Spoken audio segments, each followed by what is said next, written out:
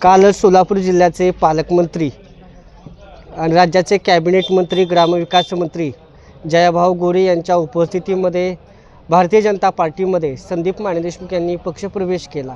ते राष्ट्रवादी काँग्रेस शरदचंद्र पवार पक्षाचे वेळापूर पंचायत समिती गणाचे अधिकृत उमेदवार होते। यामध्ये त्यांचं नाव होतं, परंतु असं काय घडलं की आपलं एमध्ये नाव असताना ज्यांचा पूरक फॉर्म होता बी त्यांना उमेदवारी दिली आणि आपल्याला नाकारली। काय सांगाल याबद्दल? सदर वेळापूरमध्ये आता खुल्या वर्गासाठी जागा होती, त्या अनुषंगानं 15 उमेदवार होते। त्यामध्ये माझं नाव सर्वांनी, सगळ्या समाजांनी, सर्व पार्टींनी, मोहिते पाटील गटांनी आणि जानकर साहेब गटांनी माझं नाव फायनल केलं। पण अचानक काय असं घडलं की त्यांनी त्यांच्या मंडळींचा फॉर्म भरला। मग फॉर्म भरल्यानंतर मला असं विश्वासात घेतलं की हा फॉर्म काही राजकीय गणितं जुळवण्यासाठी भरायचा आहे, माझ्यावर विश्वास ठेवा। छातीवर हात ठेवून हे केलं। पण गेली 10 वर्ष आम्ही त्यांना खांद्याला खांदा लावून काम केलं आहे। 2017 साली ओपनचं सीट होतं खुल्या वर्गाचं, तरी पण त्यांच्या मिसेसला आम्ही मोठ्या मनानं निवडून दिलं। त्यावेळेस त्यांच्या विरोधात सतीश बाबांच्या भावांच्या मंडळी होत्या। पण आम्ही काही जातपात किंवा समाज धर्म मानणारी लोक नाही, आम्ही मोठ्या मनानं त्यांना निवडून दिलं। त्यानंतर त्यांनी 2022मध्ये ग्रामपंचायतीला स्वतःच्या सुनबाई ओपनमधून 5 नंबर वार्डातून निवडून दिला सर्व लोकांनी। म्हणजे असं नाही की ते खुल्या वर्गाची जागा आहे, जो माणूस लोकमतात आहे तो चालतो। त्यानंतर असे काही कंडिशन त्यांना वाटले की बाबा आपल्या मंडळींनाच ओपनमधनं उभा करायचं किंवा आपल्या मंडळीलाच दिलं तर गावचा विकास होईल। तुम्ही तर आमदार आहात, लोक तुमच्या घरात आले की पहिलं पाऊल टाकले कोणाकडे जाणार आहे? आमदार साहेबांकडे जाणार। आमदार साहेब काम करतात ना, असं काय अडचण होती की तुमच्या मंडळीला द्यायला लागलं? हां ठीक आहे, काही राजकीय गणितं जुळवायचे, तुम्हाला मतदान जुळवायचं आहे, पण तुम्ही गाव हे 20 वर्ष झालं हाकताय, तुम्हाला लोक मानणार आहेत, तुम्ही कामं केलेली आहेत। मी असं म्हणत नाही कामं केली नाहीत, पण ती लोक तुमचा लोकांवर विश्वास पाहिजे ना की ती लोक तुम्हाला आज मतदान देणार आहेत। स्वतःच्या घरातली उमेदवारी देणं एवढं काय महत्त्वाचं ठरलं? बरं, स्वतःच्या घरात 4 माणसं आहेत, मुलगा दहेगाव गटातून उभा आहे, मंडळी पंचायत समितीला उभा आहेत, सुनबाई ग्रामपंचायत सदस्य आहेत, स्वतः आमदार आहेत। 4 घरातल्या लोकांना 4 जणांना पद आहेत। मोहिते पाटलांच्या घरात 25 लोक आहेत 18 वर्षाच्या वरची, 26-27 आहेत, त्यातली 2च लोक उभे आहेत। म्हणजे मोहिते पाटलांच्या घरात आपण घराणेशाही म्हणत होतो, तर त्यांनी 10% लोक घरातली उभा केलेत, ह्यांनी 100% घराणेशाही केलेली आहे। मग कुठंतरी ह्याच्याविषयी आवाज उठवला पाहिजे।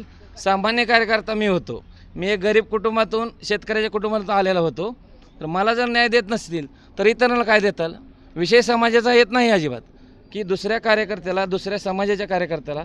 माळी समाजातले आमचे काय बांधव इच्छुक होते, भागवत गायकवाड होते, शंकर आडत होते, शंकरराव काकोळे होते, काय मुस्लिम समाजाचे कार्यकर्ते इच्छुक होते। आम्ही त्यांच्या खांद्याला खांदा लावून त्यांनाचा प्रचार केला असता।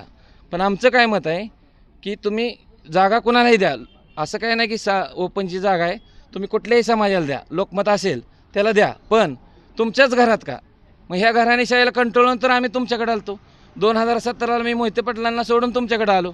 बरं, तुम्हाला आमदार करायचा, एक तुम्ही भूमिपुत्र होता म्हणून आम्ही पण त्यांच्याशी हातमिळवणी केली, आम्ही तुमच्यासाठी त्यांना पण मतदान केलं, तुम्ही त्यांच्यासाठी केलं। आज जुन्या गटाचा तुम्हाला विरोध होतो म्हणतात, बरोबर आहे, मग जुन्या गटाला आम्ही विरोध केला म्हणून तुमच्यासाठीच विरोध केला ना। मग त्या गटाला समजून तुम्ही आमची उमेदवारी जाहीर करून आम्हाला न्याय द्यायला पाहिजे होता, किंवा माझ्यासारख्या इतर सामान्य कार्यकर्त्याला तुम्ही उमेदवारी द्यायची। मग घराणेशाही ही मोडीत काढण्यासाठी आम्ही आपला निर्णय घेतला।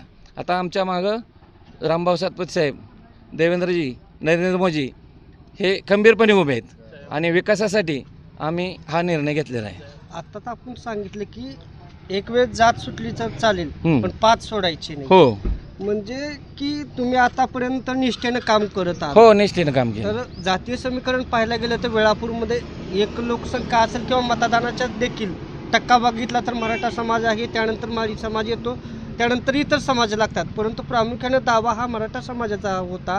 एक चेहरा तुम्हाला पुढे केला म्हणजे तुम्हाला बळीचा बकरा बनवला असं म्हणायचं? नाही, मी समाजावर काही बोलणार नाही। हा खुल्या वर्गाची जागा आहे, मराठा येतच असेल, त्यामध्ये देशपांडे येतात, कुलकर्णी येतात, काही शेख वगैरे आहेत मुस्लिम समाजाचे ओपनमध्ये आहेत। मी असं कधीच म्हणणार नाही की मराठा, कारण का नेतृत्व करताना कधी स्वतःची जात बघायची नसते। तुम्ही कुठलेही, आज देवेंद्रजी फडणवीस साहेब आहेत, ते अल्पसंख्याकमध्येच मोडतात, कमी लोकसंख्या आहे त्यांची, पण आज नेतृत्व करतात ना महाराष्ट्राचं। मग तुम्हाला बी आम्ही 10 वर्ष नेतृत्व करायला संधी दिली ना. तुमची बी लोकसंख्या इथं कमीच होती की जातीपाती, त्यामुळं परत आमदाराला जातीपाती असं मी काय बोलणार वाटलं? नाही.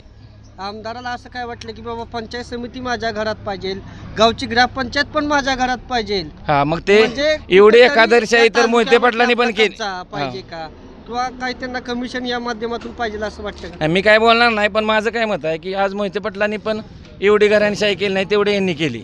जास्त काय बोलत नाही. धन्यवाद.